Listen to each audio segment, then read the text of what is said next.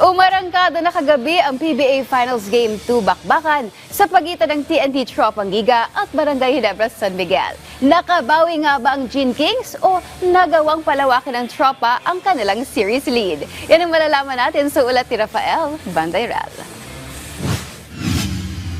Tabla na ang serye sa pagitan ng Barangay Ginebra San Miguel at TNT Tropang Giga matapos rumesbak ng Gin Kings sa Game 2 ng Season 49 PBA Commissioner's Cup kagabi.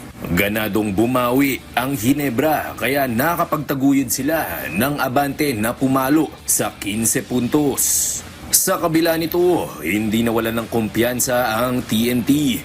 Unti-unting gumapang pabalik hanggang sa nabawi na nila ang kalamangan pagdating ng fourth quarter.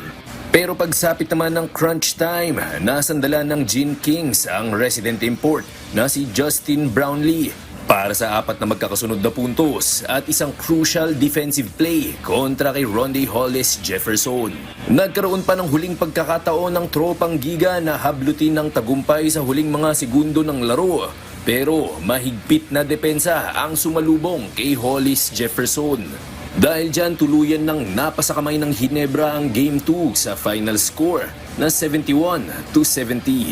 Bumida si Brownlee sa kanyang 35 points na may kasama pang 11 rebounds. Got to give a lot of credit to Steven and Jamie. They did an incredible job. But also our team defense, I think, was really good. Trying to stay home on their shooters, not let them get too many open shots, especially in transition.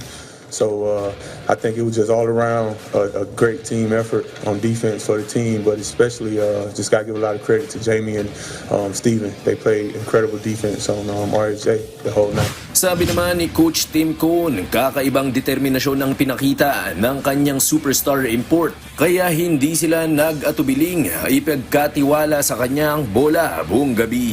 We just had a feel tonight that Justin was feeling it.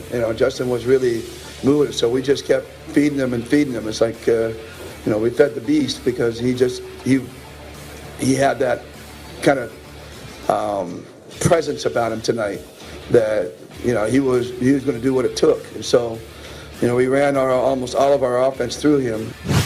Sa Miyerkules magkakaalaman kung anong koponan ang makakakuha ng kalamangan sa serye at hahakbang palapit sa Season 49 PBA Commissioner's Cup title.